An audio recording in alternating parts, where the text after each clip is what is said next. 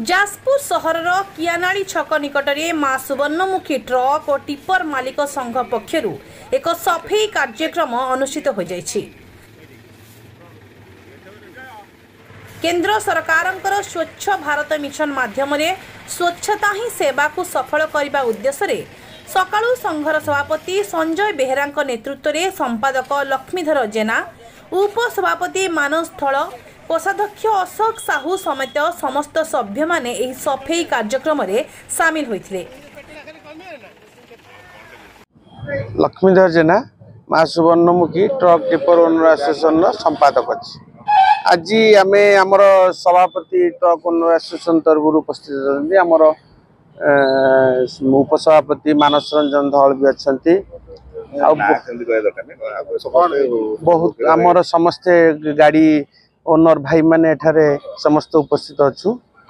तो एठारे मुख्य कथा है बर्तमान शीत दिन आसला प्रदूषण टिके अधिका डस्ट एलर्जिक हुए तेणु धूली ये जिनस को रोकवाई आम मैंने गोटे माने छोटिया पदक्षेप माने ओनर एसोसिएशन तरफ गोटे समाज को मेसेज देवा उद्देश्य तो आम प्रथम जिलापाल बासभवन मानसा पोल ठारू हरिण छक पर्यंत आम गोटे सहर भितर गोटे प्रथम पदक्षेप स्टार्ट कर देखा जाऊ साधारण लोक मैंने केते ग्रहण कर आगामी दिन में बहुत जगह आम यही टाइप नेक्स्ट पदक्षेप नापी भी चिंताधारा करसोसिएशन तरफ निश्चित भाव में आम समस्त को गणमाध्यम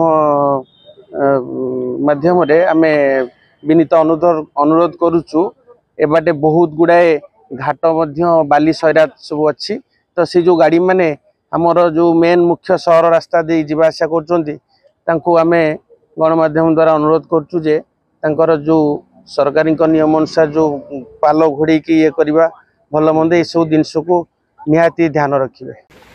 शीत दिने प्रदूषण और कुहुड़ी मुक्ति पाइबा सह जाजपुर सहर को क्लीन और ग्रीन जाजपुर भावे गढ़ी तोलिबा को एभली सफेई कार्यक्रम करा जायछि। अशोक कुमार साहू मां सुवर्णमुखी ट्रक मालिक संघर कोषाध्यक्ष दायित्व अच्छे। स्वच्छ भारत मिशन जो सफेई कार्यक्रम को आम ये गुरुत्व देचु जदि परिवेश सुस्थ रोचे सफा परिवेश सफा रोचे आम निजे ही सुस्थ रही पार।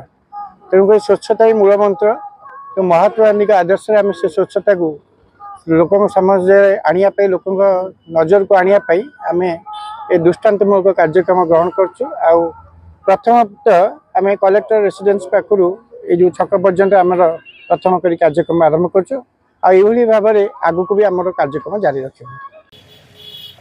एही अभियान ने जाजपुर कियानाड़ी छक ठारू मानसा पोल पर्यंत रास्ता को सफा सुतरा करने सह स्वच्छता करा जायथिला। आगामी दिन में संघ पक्षरु एभली सफेई कार्यक्रम जिलार विभिन्न स्थान में जारी रहिबो बोली सूचना मिली।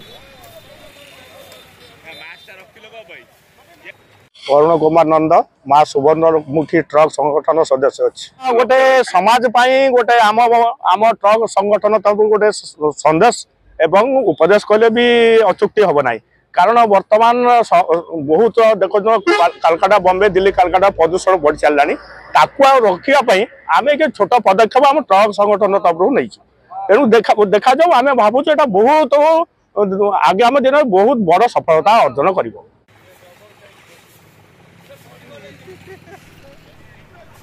जाजपुरु आनंद चंद्र साहू रिपोर्ट ए ओडिशा।